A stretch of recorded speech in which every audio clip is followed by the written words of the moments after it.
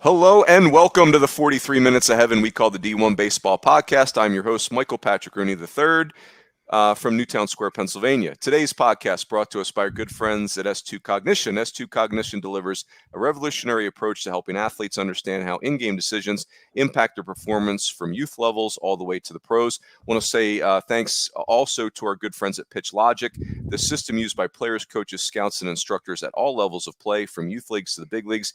Easy to use and affordable technology that makes the platform accessible to every player at every level. All the metrics and features used at the highest level. See pitchlogic.com for more information. My version of the Pitch Logic read, maybe I need to hire Pitch Logic to get me up to the Darren Vaught level of the Pitch Logic read of ACC, baseball, etc. But I digress. Today we are joined by Joe Healy, Aaron Fitt, Kendall Rogers. Gentlemen, happy summer. Joe, you were mentioning that you feel unmoored in the summer right now. Could you please define the word unmoored for the audience? Sure. Adrift, I guess, would be kind of like a close synonym. It's a combination of kind of feeling adrift and also just kind of feeling out of sorts. It's just that the season schedule dictates so much of all the rhythms of all of our lives, right? That when you take that away, like in the summer for a while, you can, there's Team USA, there's, Aaron and I have been to the Cape, I went to the Appy League All-Star game this week. There are some things that kind of filter in, but we get to this point where, we've got a break here until we start up fall ball in a couple of months. And that's great. Like, don't get me wrong, like the break is good. We need to charge our batteries. We need to do some other things, but it does kind of create a situation where I have days where I'm like, what am I supposed to be doing today? And, the three of us, Runes and me and Aaron, don't have kids like Kendall's got a real responsibilities like children. So he's got lots of things to do, up to and including haircuts. But up to and including. But for like the from the baseball standpoint, there are just days where it's like, what are we doing today? And that can be a little bit unnerving for a little while until you kind of get back into a rhythm of daily life. Yes, I love that. Fitzy, can you imagine? I haven't taken the SATs in a few years. By the way, I saw this on the social media.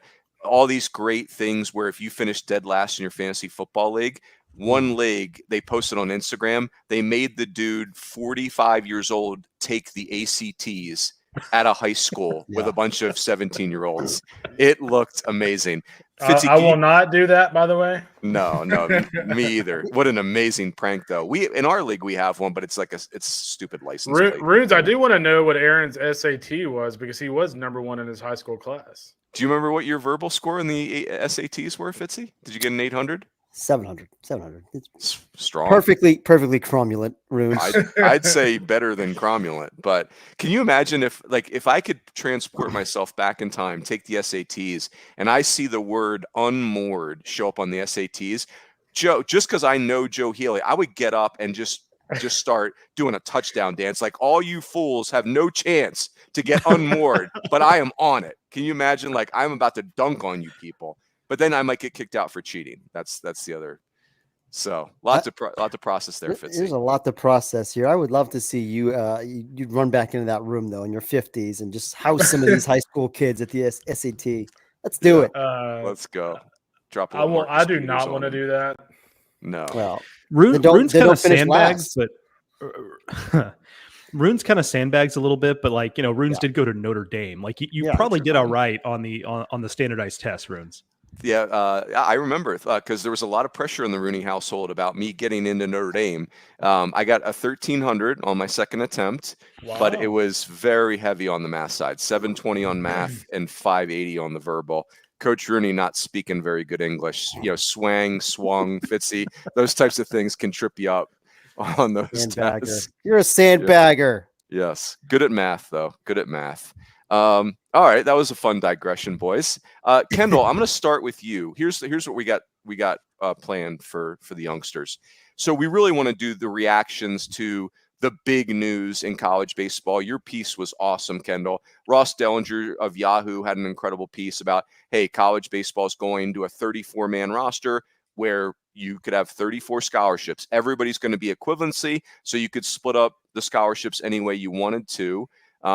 So really interesting. But before we do that, Kendall, the big news was the other big news was Ryan Prager, who I can't remember where he was drafted, but it wasn't like the 88th round. Third round is turned down the Angels, and he is going back to A&M. So what do you got on that one, Kendall? Well, number one, a lot of it has to do with the Angels, and I don't want to get into the what he was demanding, but it sounds like the Angels were not the preferred team that his camp would have liked to go to, and they had a very clear idea of what he was going to have to sign for, and the Angels were unwilling to do that. So now most of it is the fact that the Angels kind of botched this whole thing, but he's back to A&M, and it sounds like his NIL deal is going to be well north $500K, which, I mean, we've talked about it so many times, right? But like when you look at NIL, it in the scholarship situation that we're about to talk about, it's an absolute game changer for college baseball. I mean, in more ways than one. So, I mean, they get him back, and now all of a sudden, when you look at A&M's weekend rotation, it's the same weekend rotations they had last year. It's going to be Ryan Prager, Justin Lampkins, Shane Sadeo. So, wash, rinse, repeat for the Ags. Incredible. I just love that Ryan Prager has a camp. I need a camp, Joe. Maybe you could be part of my camp. I would love to, Rins. I would be honored. Yeah. There is a little bit of Joe, I cut you off. Yes. No worries. There's a little bit of a knock-on effect here too that involves, a prominent college program, because now that Prager did not sign as a third-round pick, and I don't think it's any surprise. Like, look, we're not experts on MLB the way we are college baseball, but I don't think anybody's shocked that the Angels were the team that kind of flubbed this situation. But David Mershon was a late-round pick for them. And so they can't use the full slot. Like, David Mershon's not going to get a $3 million bonus now, but they do have some money left over from that they can now throw at David Mershon if they want to. So there is a little bit of a knock-on effect here that might affect a prominent program. Oh yeah, that's the worst. This is way time machine, but in 2002, we had a pitcher, Mike Esposito, who was a 5th round pick out of high school, had Tommy John as a freshman. He had a really good sophomore year. And we thought but he was draft eligible. We thought we were getting him back. He slipped. And it's just what you said, Joe. The Rockies didn't sign somebody. And next thing you know, our boy Mike Esposito, who was the greatest kid, we were so happy for him, but he got $750,000 like out of nowhere. And it's like, we thought we had a Friday night guy. And then a day later, it's like, oh, no, we have a Saturday guy pitching on Fridays is what we have. So again, you're thrilled for the kid in that instance, but you're not thrilled for your own career at that point. But it's really interesting. I think we were talking about it on the group chat this morning, but just kind of threw some teams together and did a preliminary top 10, and 6 of the top 10 were SEC teams. So better get ready for a lot of SEC next year. Well, perfect segue too, Kendall, because you've written 2 great pieces, or kind of a piece and then an updated piece on these new changes, 34 full scholarships, a 34-man roster. I obviously wrote that piece on parity, which has stirred up. I've enjoyed the conversations and the feedback on that. Yeah. Again, I'll say it, really, I enjoy all of the interactions, but I really enjoy the ones where you actually read the piece. The ones where you only read the Twitter headline are not as fun. So again, a perfect excuse for me to say, get your subscription to D1 Baseball and SEC Extra, so we can have really full and meaningful conversations. But anyway, I want to go big reactions to your piece, Kendall, and the Ross Dellinger piece about, hey, we're going from 11.7 to 34 scholarships that can be spread out over 34 players, however you're going to do it. Because let's be honest, not every school is going to do 34. Some schools may do 20 scholarships and disperse those with 34 players. So let's just go big reactions. Here's my first big reaction. And then, Kendall, I'll go to you. Sure. We got treated like a major sport in this deal. That blew me away.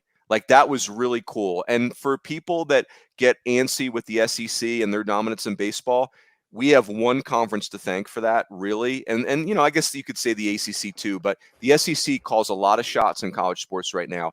And because they believe college baseball is a major sport, we got treated like a major sport. Now, Joe, you pointed out when the Texas A&M coaching thing went down, being a major sport isn't all, peaches and cream. There are parts of that we're not going to like. But I was floored and thrilled that in this instance of major change, baseball was clearly a major sport, because I'll tell you, there are some other male Olympic sports where if I was involved in them, I'd be scared out of my skin right now.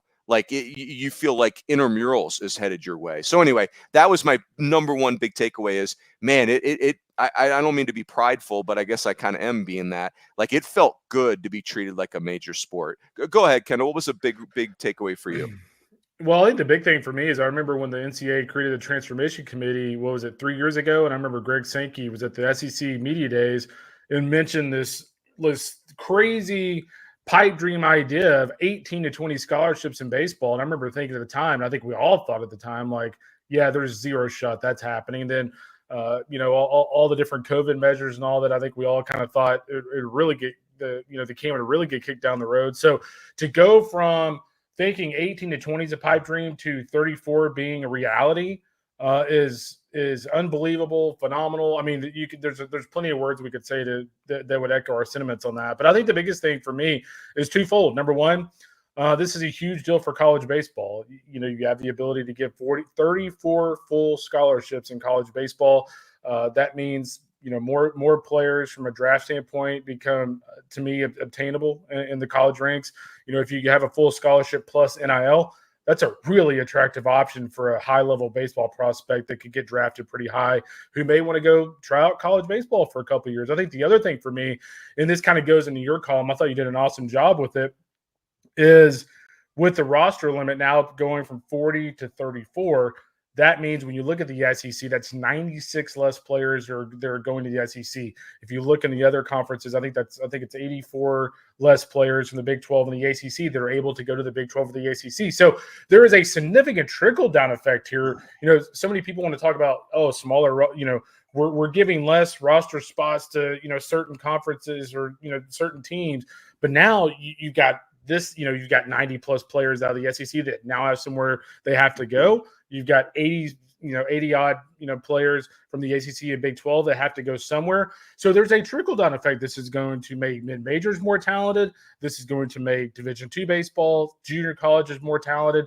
So I think it's an awesome thing. And I think the aspect of this whole situation that has been illuminating is at the beginning of it, we all kind of thought that it was 34 fulls, in the story, or like if you gave 18 fulls, that had to go to 18 players.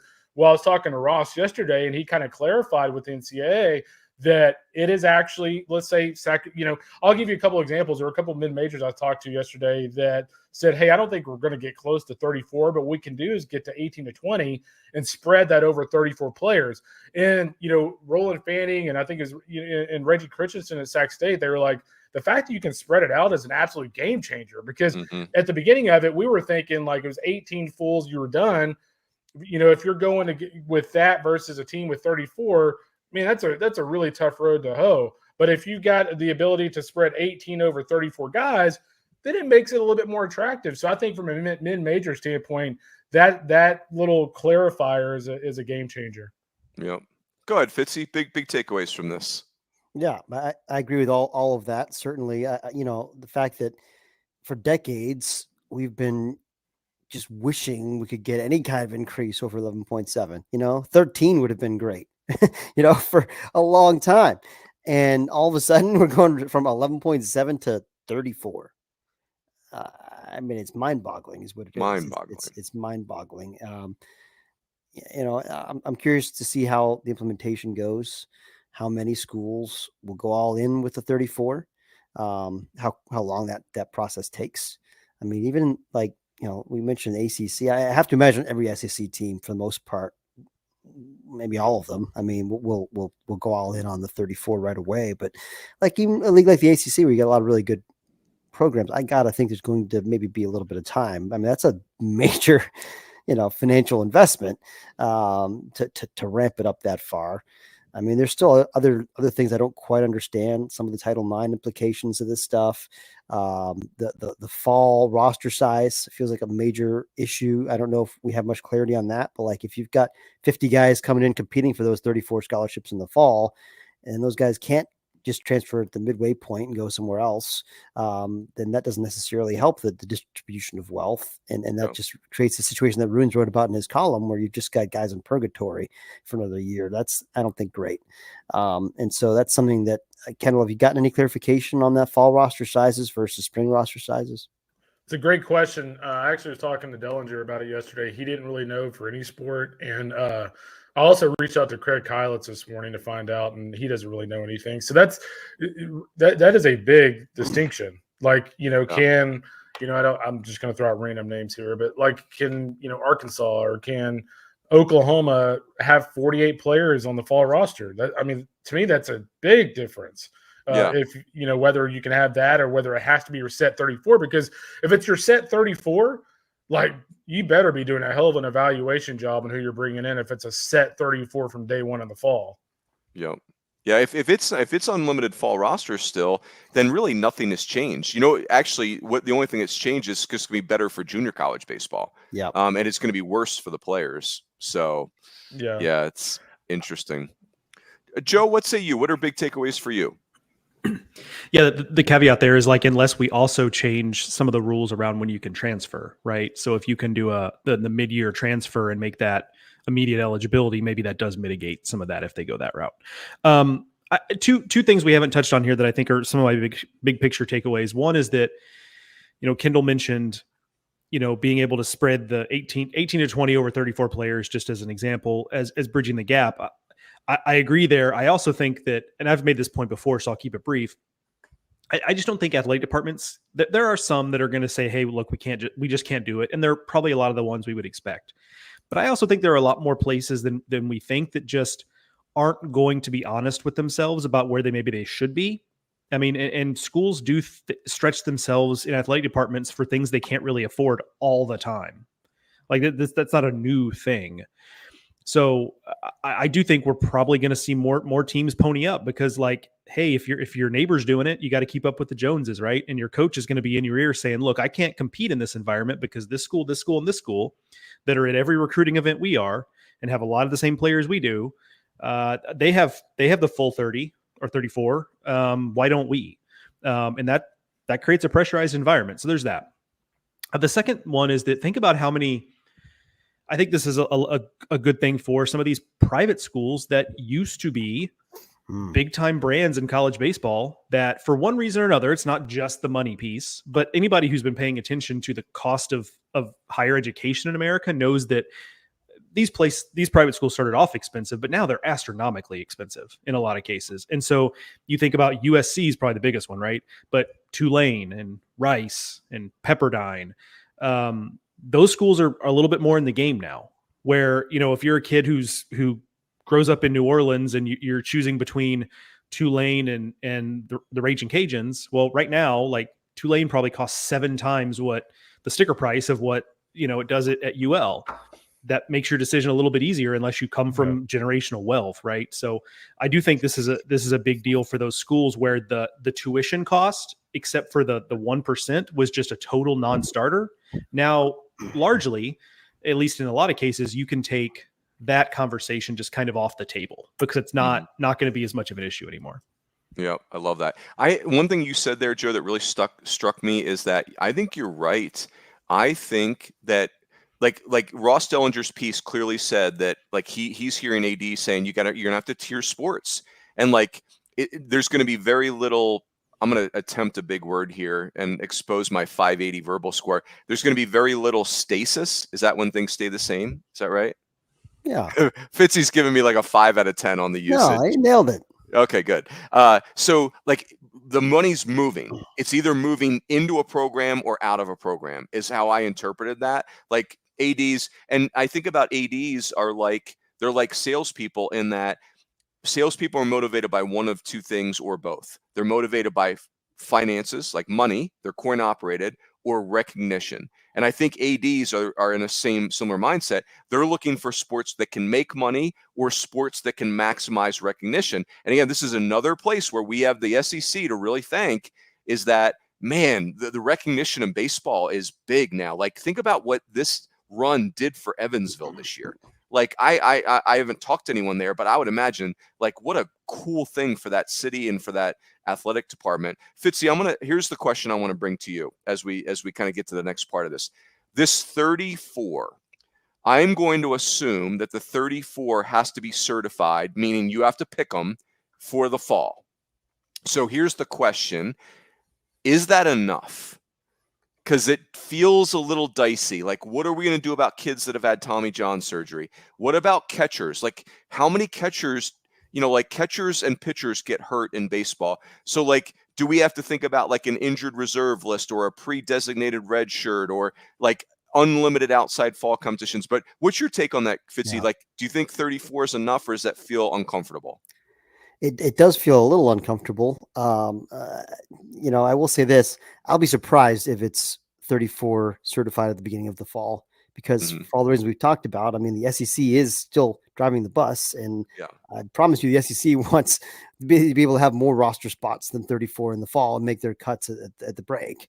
I mean, all the power conferences will want that, and maybe they don't get their way on that, but I would be surprised. Yeah. I mean, I think we're still going The to have thing some is, not to tryout interrupt you, situations. Fitzy, but the lawyers will have something to say about this, right? Because the 34 wasn't chosen by the SEC; it was kind of chosen by, or I don't know, maybe it was, but yeah. Sorry to interrupt you, but yeah, that's what your point is. Well taken. That's going to be fascinating. I am curious about the mechanics behind the scenes and how they arrived at this solution. Like, it's such an enormous jump for baseball. How did this happen? I mean, it's just like I get them, they had these transformational committees and everything, but all that stuff just seems so gray area behind the scenes. It's just really kind of hard to wrap your arms around it. Yeah, what's really interesting is I was talking to Brent Jones, who, Aaron, you had a pretty good experience with him when you went down to Troy, a guy that just loves college baseball. And one of the points he kind of made, and he had a quote in the story I wrote, is he said that a lot of mid-majors feel like baseball and softball are the two like major-ish sports that they feel they can actually compete in. And he said, like mid-majors feel like they can compete and defeat the power conference teams in baseball and softball. So I think behind the scenes, a lot of these even smaller conferences might have even been, kind of fighting for baseball and softball to get more scholarships, because it's the two sports that A, they can compete in, and B, there's quite a bit of notoriety in those sports right now. Yep. Yeah. Joe, what say you? Does 34 feel doable, or does it feel uncomfortable? If it's a locked in 32 from the 34 from the jump, I don't know why I can't get the number. I said 30 earlier, I said 32. If it's a locked in 34 from the jump, yes, that does feel uncomfortable. I'm with Aaron in that I think it won't be 34 from the minute you step on campus. I also have a sneaking suspicion that there will be some sort of dispensation for some of these players that have a Tommy John where you just know, and I'm just picking a total random guy off the top of my head, but like Tony Newbeck at Mizzou last year, knew he was going to be out for the year the entire time. I think there'll be kind of like a special dispensation for that. Maybe I'm just being naive that will happen, but I have to imagine it will. I do think there's some positive to come out of this. One of my pet peeves about college coaches and the rosters, and not every I'm painting with a broad brush here. I'm not, pointing the finger at everybody here, but I do have a little bit of a pet peeve that, like, by the time we get to May, you could convince yourself these college teams only have like 13 players because there's just like half the roster doesn't get used at all after a certain point. Like, I do think there's a scenario where this is going to force coaches to use their entire roster a little bit better in some cases, because you're going to have a situation where, like, hey, we need that freshman catcher to play a little bit, because what if this workhorse catcher we have takes a foul tip off his finger and can't catch for a certain period of time? Like, we don't want that kid to playing his first collegiate game on April 16th. Right. So I do think there can be some positive of that limitation. You've also got to be really good in your evaluation, right? You just can't, you can't like have a fringy guy that you're like, yeah, come on down. Let's see what you got in the fall. And then 2 weeks later, you're like, yeah, this kid can't play.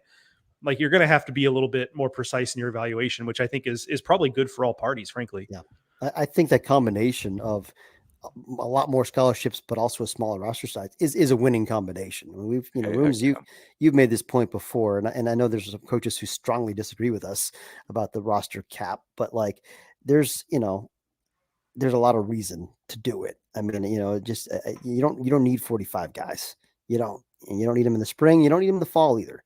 And yeah, it helps to have a little bit more flexibility. You're trying to fill out your inner squad rosters. Like, it's nice to have a larger roster in the fall. It's nice, but it's not like essential.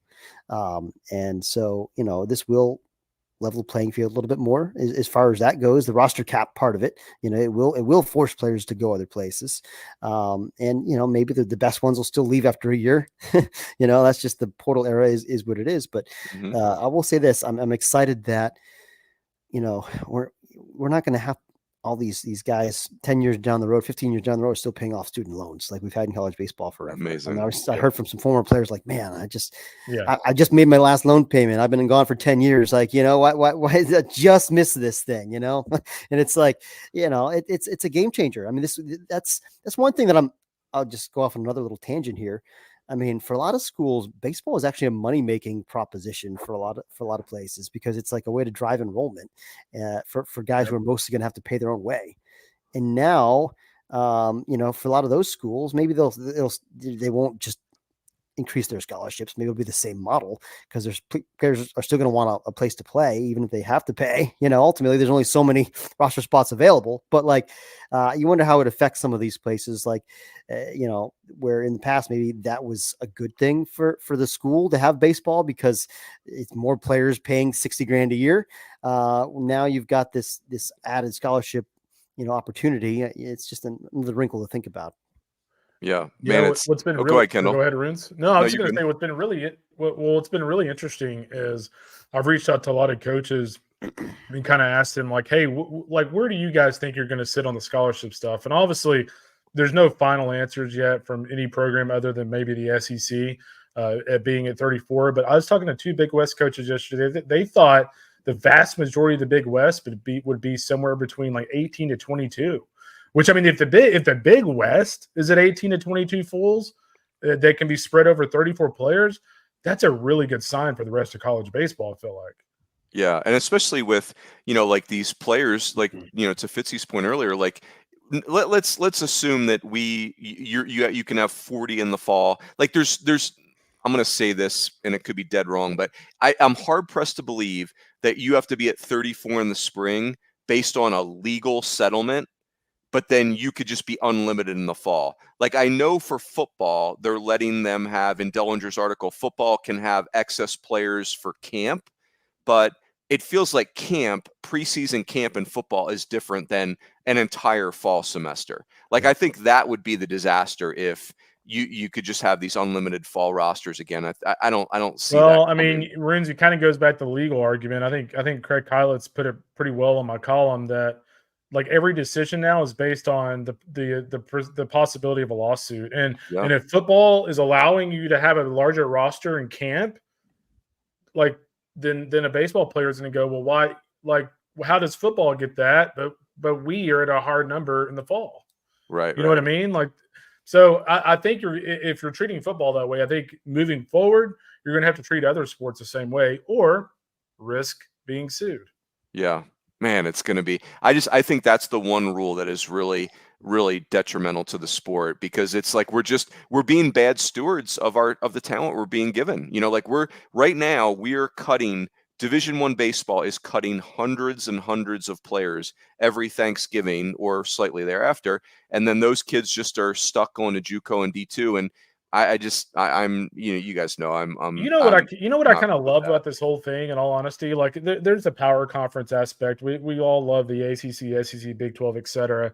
But what kind of excites me are some of these programs like Southern Miss and Troy. And now you've got Austin P is a rising low mid major. Think of the number of guys. I was talking to Roland about this yesterday. Think of the number of guys in the SEC and the ACC. They kind of fit the mold of a Lyle Miller Green, right? When he was at Oklahoma State, he was a big bopper, but had a lot of swing and miss in the Big 12. You all of a sudden throw a guy like him in the A-Sun. Well, now Austin P's roster is just going to be loaded with dudes in the SEC who, might not be in the starting lineup, but they've got 70 raw power. Now they're all going to go to programs like that, as opposed to sitting on the bench in the SEC, or they won't make the roster. But Kendall, that would only apply if there's a certified roster in the fall, because if Austin P goes to 20 scholarships, but the SEC programs can have unlimited fall rosters, Roland's not going to get any more players than he's already getting. Well, what they're going to have to do. So here's the distinction here. If they allow you to have 45 players in the fall, but you have to trim it to 34, 100% chance that you're going to be able to transfer it mid-break and make the other team's roster. Yeah, that I would dread, because then what will happen is you will have power schools recruiting kids who are literally playing fall ball and other Division I programs. You Like could, yeah. that would be, I think that would be a living nightmare. Like I'm power school A, and I'm very nervous about my shortstop position. And guess what I'm doing all Yeah. fall is I'm looking to with you on cherry pick. that.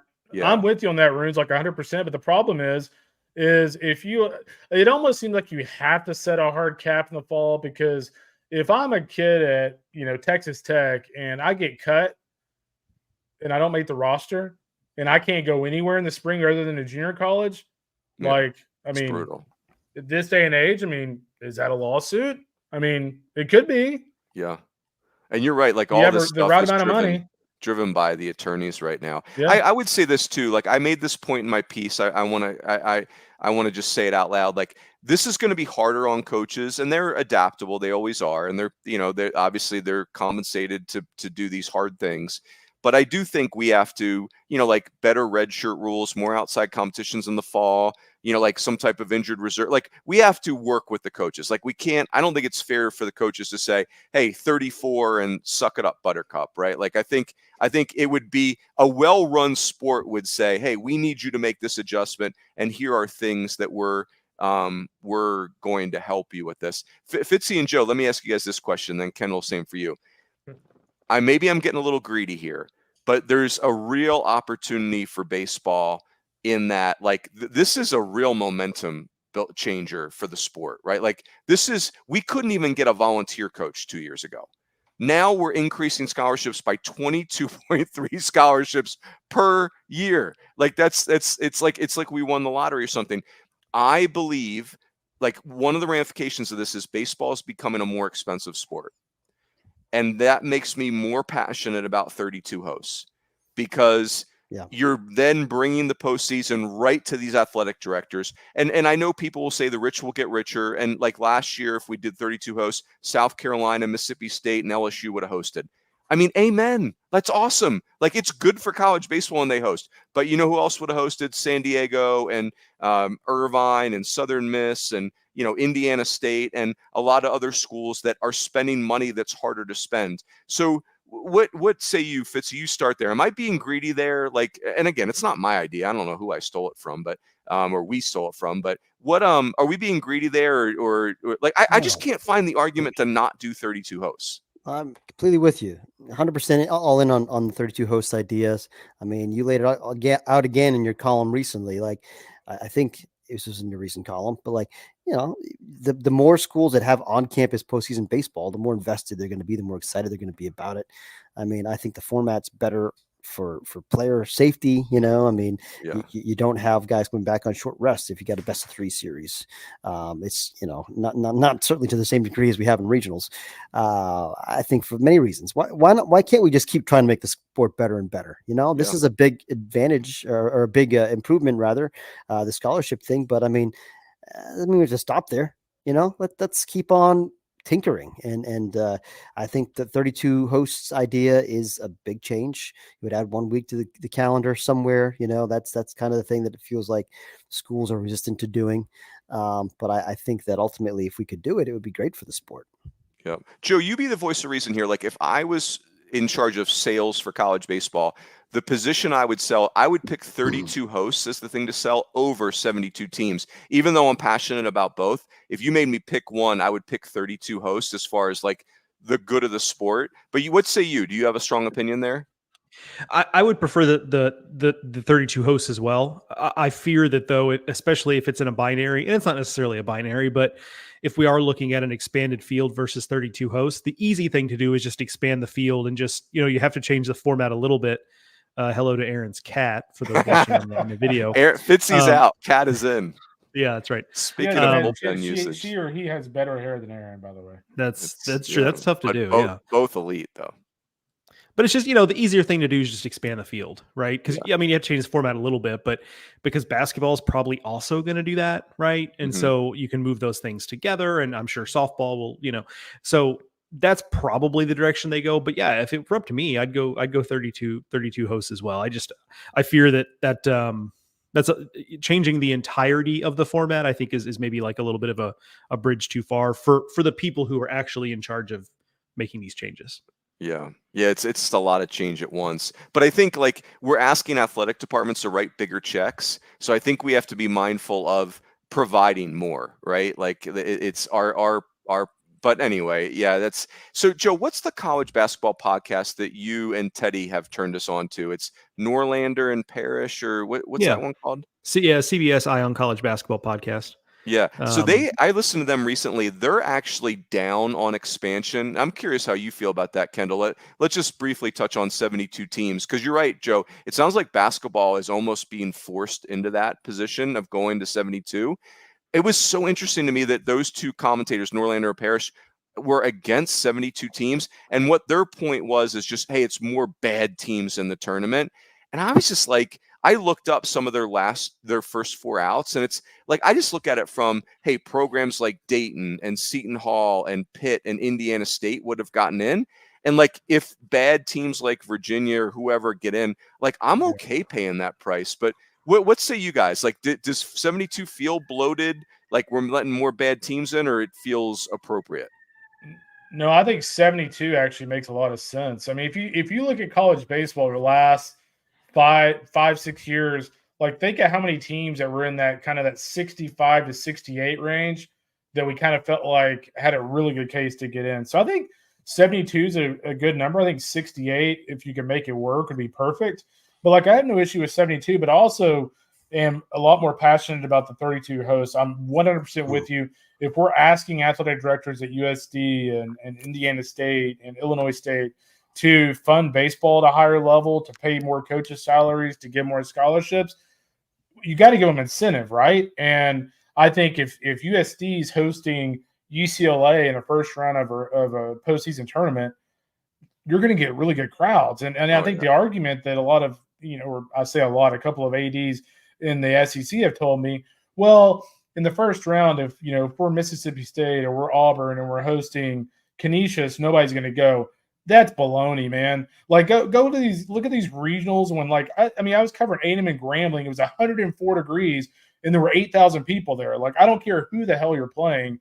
It's going to be packed if it is the postseason. Yeah. So I'm 100% all in on 32 hosts. But if it's Grambling against Canisius in College Station, on noon on a Saturday, then nobody's going to go. Yeah, Grambling and Louisiana had probably 300 people there when they played that. Well, and that's the thing is, like, that's a problem in the current format, right? Like Saturday afternoon regional games are just kind of, elimination games typically are, and Sundays actually can sometimes be worse.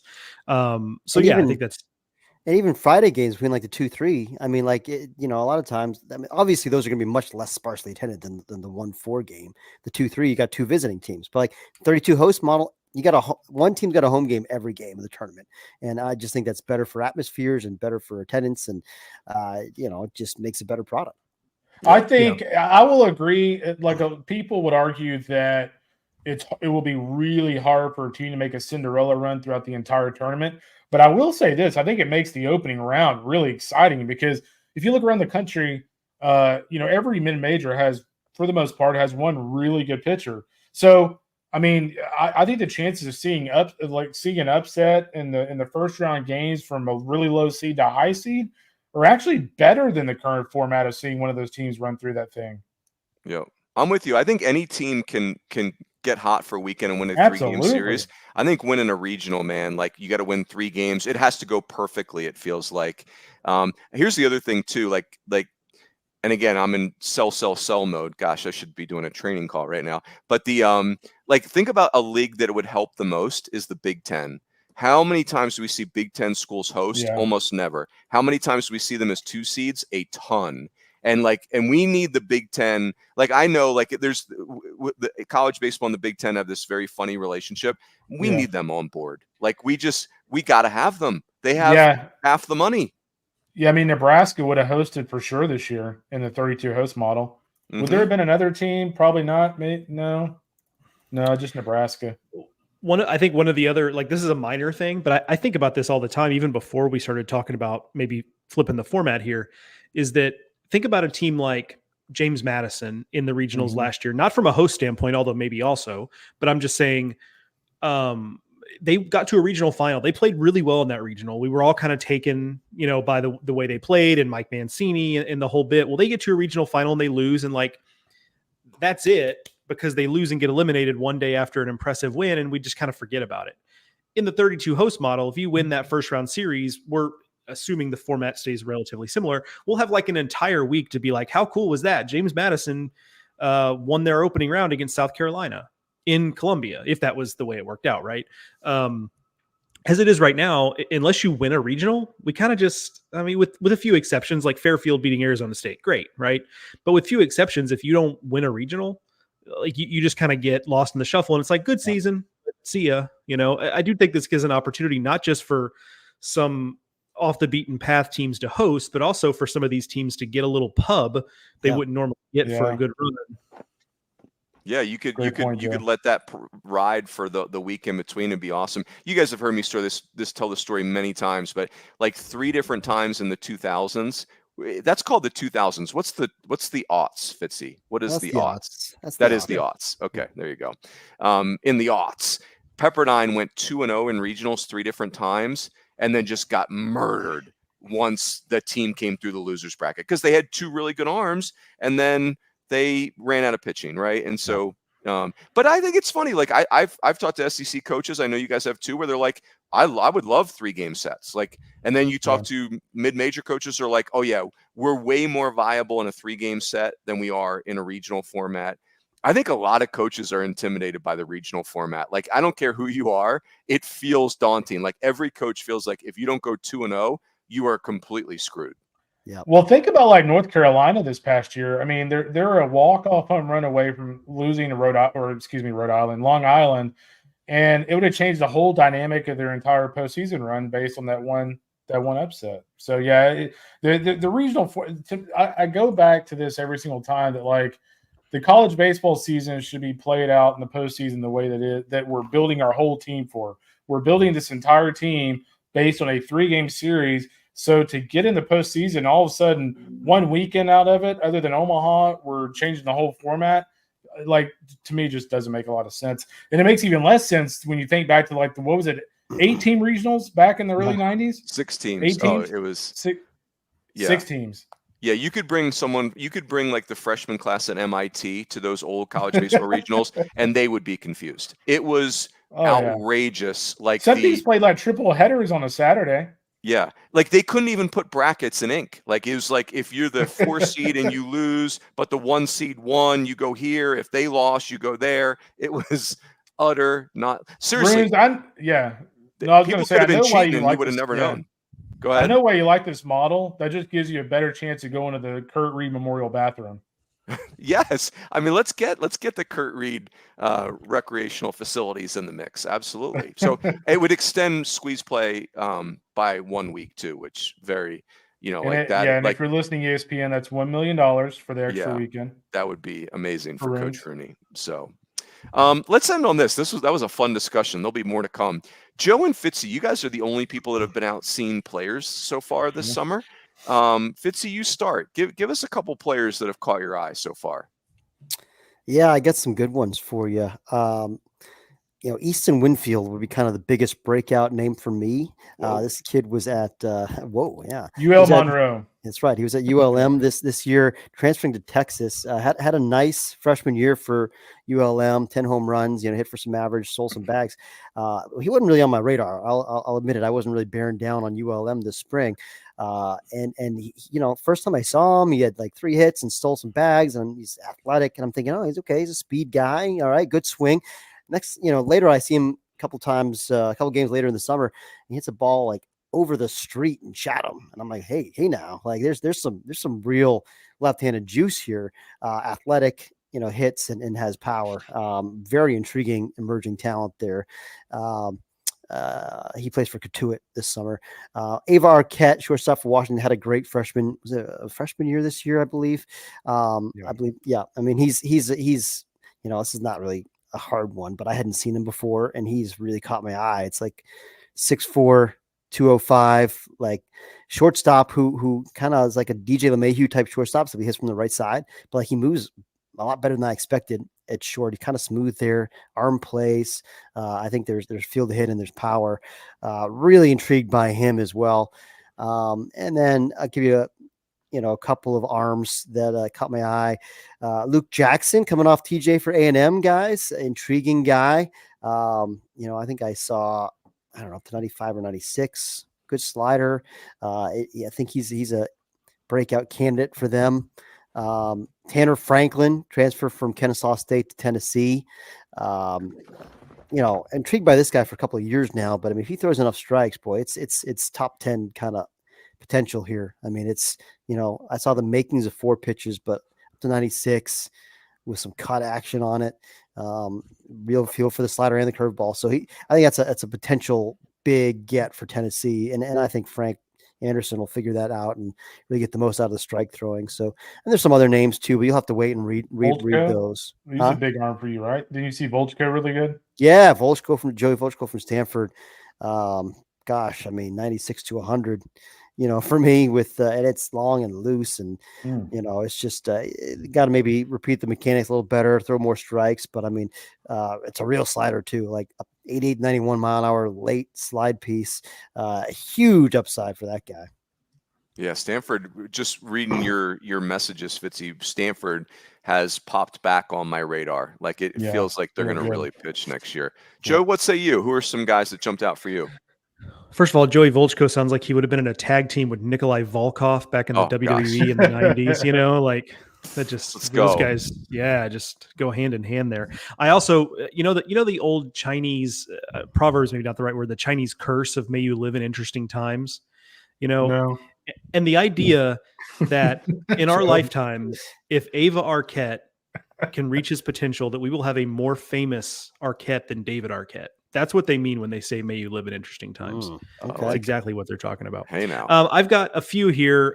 So I've got from the Cape, and then I've got a Team USA thing, and then I've an Appy League thing. So there are a couple guys in the Appy League All-Star game that really caught my eye, and they're fresh because it was 2 days ago. On the Cape, the death of the Arkansas position player might have been exaggerated. Ryder Helfrich having a great summer. Yeah. And, really hitting the ball hard, try to pitch him inside at your own peril, because that dude is yanking home runs to left field at Brewster, leading the league in home runs. Incredible summer so far for him. Vahiva Aloy was at YD, and for the first, 3 or 4 weeks of the summer was kind of the leader to win MVP. He's since gone home, so he won't win that. Big power numbers for him too. And, YD's a small park. Anybody who's been to the Cape knows that, but still, like, the exit velos were good. It wasn't fake power necessarily. And Jason Jones at Falmouth, swinging the bat really, really well. So look, there are some fool's gold sometimes on the Cape. It's a low pressure environment. It's, that the pitching is not what it once was on the Cape, yada, yada, yada. However, like with the plight of the Arkansas offense of late, like, you'll take that. Right. So that's interesting to me. From a Team USA perspective, 2 guys that are known quantities, but 2 guys I think that have really popped and might be the 2 top college arms off the board next year is Tyler Brimner from UCSB and Kyson Witherspoon from Oklahoma. Both, kind of similar in that they were sophomores last year, and that was their big breakout or last season, and that was their big breakout. Witherspoon was at a junior college, the year before and arrived at Oklahoma, and Brimner obviously took a step forward. So, but those guys really impressed at Team USA. Witherspoon was on the Cape for a while too, before he went to Team USA and pitched well. So those 2 guys feel like they've probably made themselves as much money as anybody else so far this summer. And then from the Appy League, 2 guys, one is Brody Johnston, who's a third baseman going to Vanderbilt. He is a incoming freshman. So he's basically a high school kid at this point. Like, the juice is real. He showed well in the home run derby the night before the All-Star game. In the actual All-Star game, his first 2 at bats, he hit a home run at 107 miles an hour off the bat, and then had a line out at 110 off the bat. And this is wood bat, mind you. With wood. Holy. How big is he, Joe? Let me. I don't want to be wrong about that. So let me look. But like he's physical. Like so he plays third base. 6'2", 200 is what he's listed as. So he's not like Braden Holcomb big, but he's in that neighborhood. He's kind of a similar type of player. He's a third baseman. So obviously you kind of he's a little bit limited defensively in terms of that, but he made some nice plays at third base. Like he's a good mover at third base. The arm was adequate. So I don't think he's a gosh, we're gonna have to stick this guy at first. I don't think it's that. But the most impressive thing was just the juice with the wood bat. Like it's really, really real. So impressive stuff there for him. The last one is totally off the beaten path. That's Joe Gomez from VCU. Did not pitch last spring. I don't know why that is. I just first time I've seen him this summer with the Appy League. 159 ERA this summer and something like 22 innings. But beyond the numbers, he's a short right-hander, so he's kind of got that funky like release height because we're used to seeing these big statuesque pitchers. He's coming at you from a low release height. Furthermore, like he's throwing a fastball at 3,000 RPMs and he's throwing a slider in there at 3,500 RPMs. Like he is really spinning this thing. And so you combine the low release height with the spin on that, and like he's just largely been untouchable this summer. And the stuff, the fastball's 89, 92, but when that plays up with the spin, you're looking at something that comes in a lot harder. And then obviously a slider at 3,500 RPM is basically it's spinning like a top. So really impressive stuff. A guy I'd never heard of. Right. And that's kind of what's cool about summer ball sometimes, just like guys you've never heard of that just come onto your radar and that you look forward to seeing in the spring. So a little bit of a wide array of guys there for you, Runes. Very good. One guy I was going to ask you all about real quick, was there any buzz up at the Cape on where Arquette's going to end up? Oh, that's right. He's in the portal, isn't he? Yeah. Yeah, I think I might have heard something now that you mentioned it, but I don't remember what it was, so I'm not going to say. A&M and Texas and OU were all in the mix, but I don't think he's going either of those three places. So I'll find out, but I was just curious. Yeah. Let's get the Binghamton Bearcats in on this. Somebody's got some money up there. They got a $60 million stadium. Let's make all their money on the stadium. Get ownership of the stadium. I like that.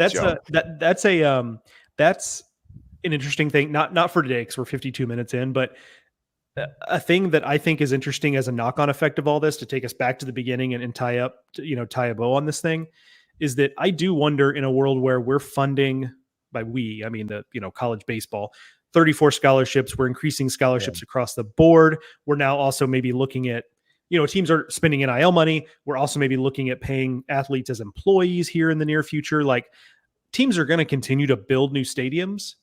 However, like it does feel like the arms race, like is probably like, it just seems natural to think that the arms race is going to slow in terms of facilities. Like it's just not going to be what it was. So if you did not get in under the wire, like if you've got renderings that do not have shovels in the ground, like it might be too late. I have to wonder anyway. Ole Miss took their renovation project off the table. And I mean, just in the last 24 hours, you mentioned NIL, just in the last 24 hours, you have Ryan Prager getting over $700,000. You had Nigel Kennedy at Stanford, the top player in college softball, going to Texas Tech for reportedly $1.2 million. This is for the best player in college softball to transfer. And the word is she got $1.2 million. Yep. Is any of this stuff reliable? The word is this or the word is that? Like, no, I mean, apparently they have it on the record that's what she got. I mean, on which record? I don't understand. Like, it's also shadowy, man. Like, I just everyone thinks they know dark money. # dark money. Yeah, everyone thinks they know how much. Well, seriously, you hear how much all these guys are getting, and then you hear coaches will be like, no way, like you didn't get that. It's just nobody knows. There's no transparency.